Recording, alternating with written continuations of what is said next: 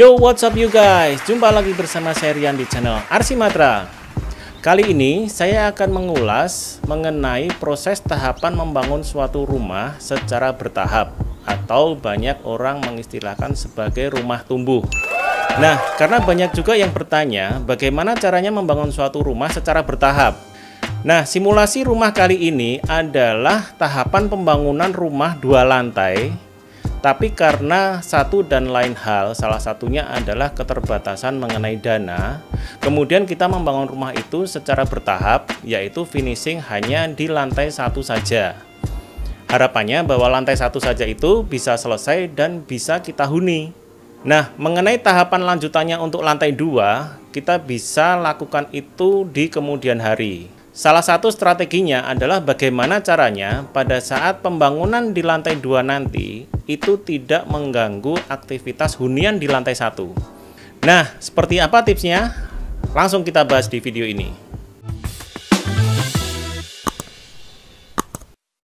Kita simulasikan rumah ini adalah berukuran 6 x 12 meter dengan direncanakan rumah 2 lantai.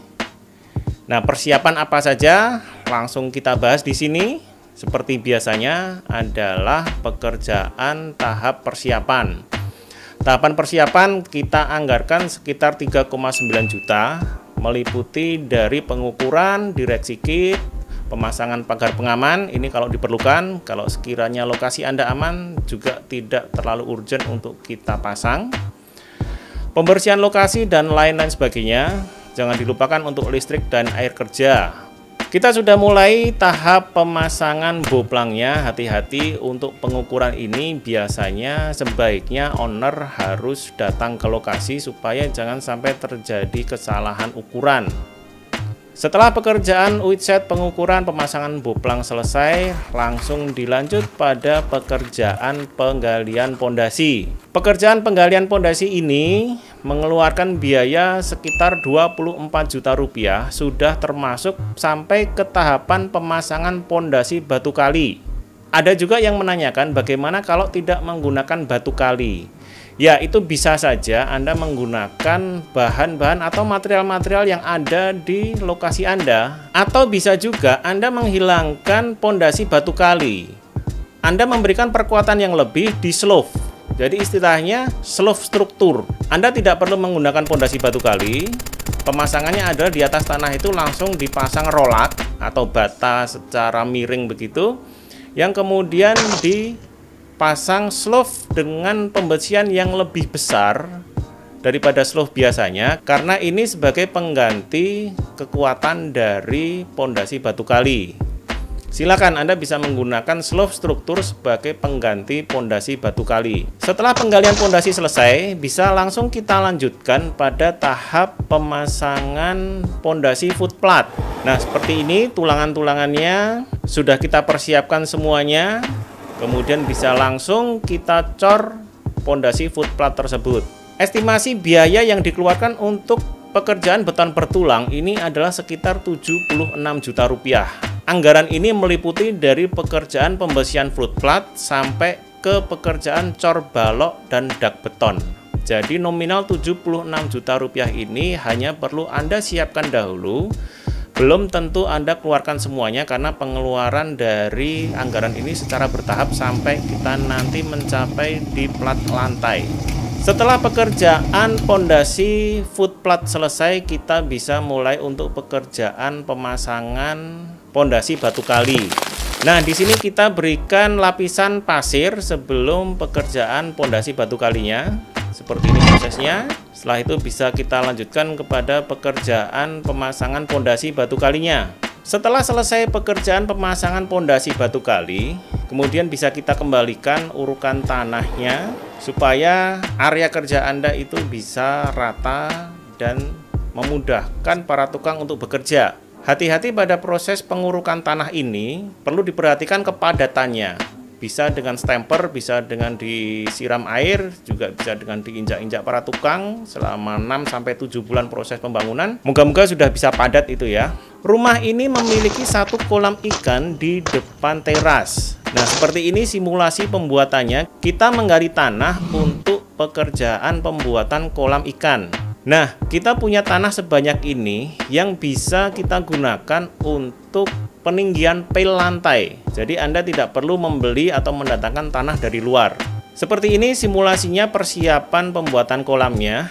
Simulasi di kolam ini karena kolam koi yang tidak terlalu dalam dan tidak terlalu lebar, pembuatannya hanya menggunakan batu bata saja yang kemudian diplester aci. Tapi kalau Anda masih merasa tidak yakin dengan kekuatannya dan kemudian memutuskan untuk membuat kolam itu menggunakan cor beton, itu akan lebih baik. Kemudian berikutnya kita pasang slope di atasnya. Seperti yang saya sampaikan tadi di depan, slope bisa diperkuat. Jika Anda tidak menggunakan pondasi batu kali, Anda bisa memperkuat slope tersebut. Seperti ini simulasinya. Setelah tulangan slope selesai, kemudian kita lanjut kepada proses cor slope-nya. Lanjut ke tahapan berikutnya adalah ke tahapan pekerjaan sanitasi, yaitu meliputi sumur resapan dan septic tank. Selalu diperhatikan mengenai pemasangan pipa-pipa air kotor dan air bersih yang berada di dalam tanah. Jangan sampai kelupaan, karena kalau sampai Anda lupa, Anda harus membongkar pondasi. Biasanya proses pekerjaan septic tank dan sumur resapan ini di akhir. Tapi karena simulasi kita sekarang sedang membahas di area tanah, jadinya kita bahas di awal ini. Lanjut berikutnya ke pekerjaan pengecoran untuk plat teras.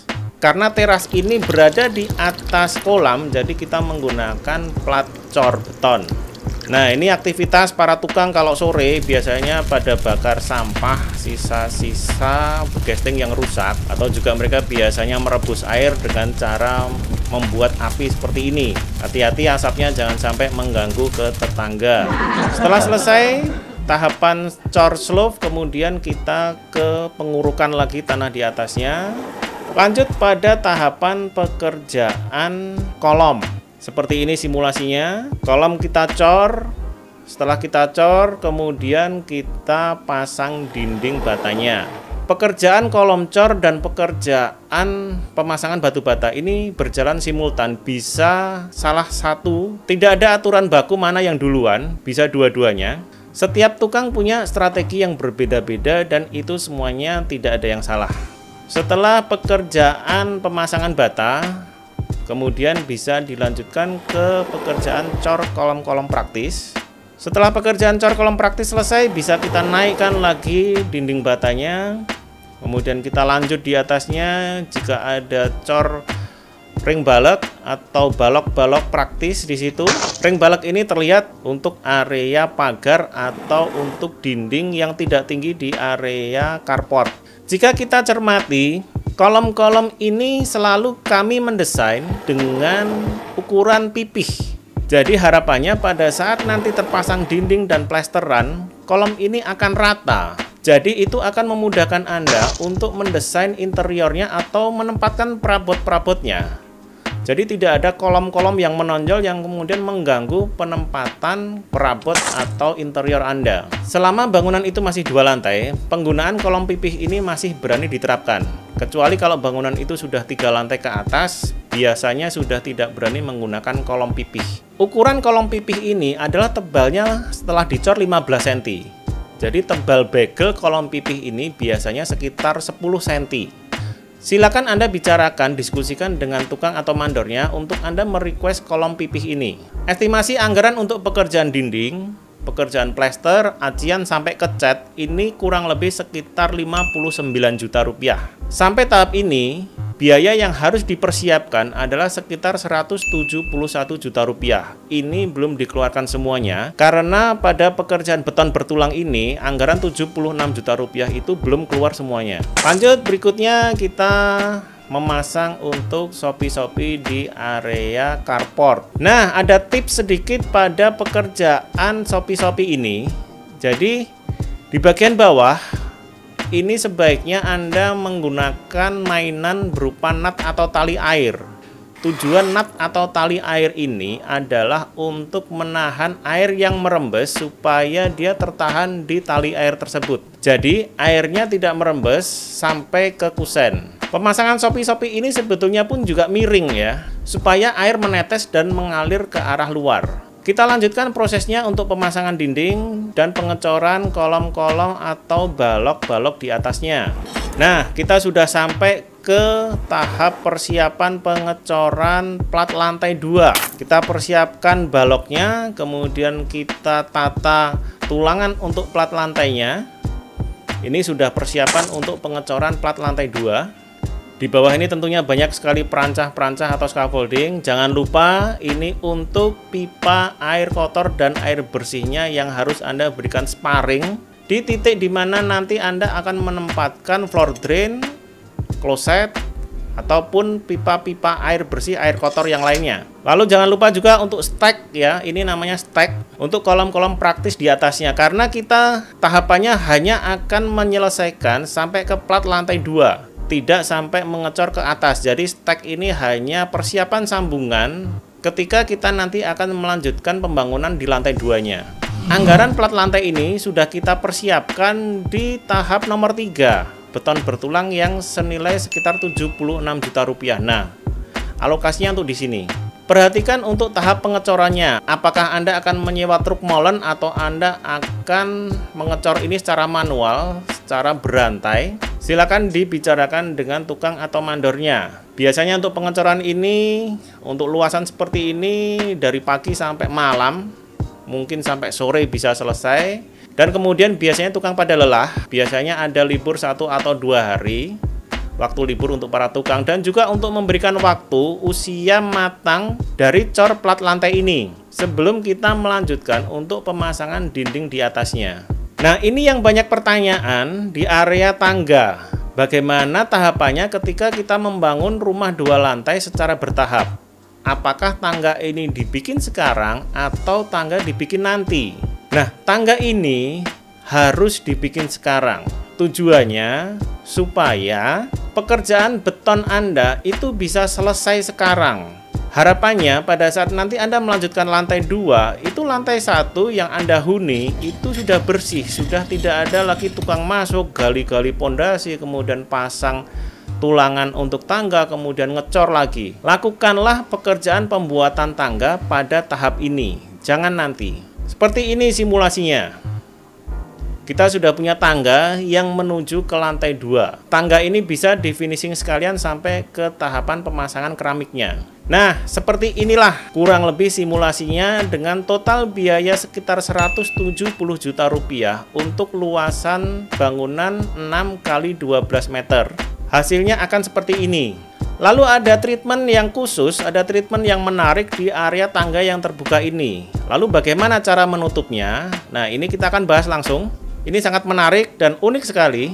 Banyak sekali orang yang sudah mengaplikasikan. Kita bikin tanggulan sedikit supaya air tidak masuk ke dalam. Kemudian kita pasang penutup. Apapun itu penutup, sebaiknya cari penutup yang ringan. Kenapa?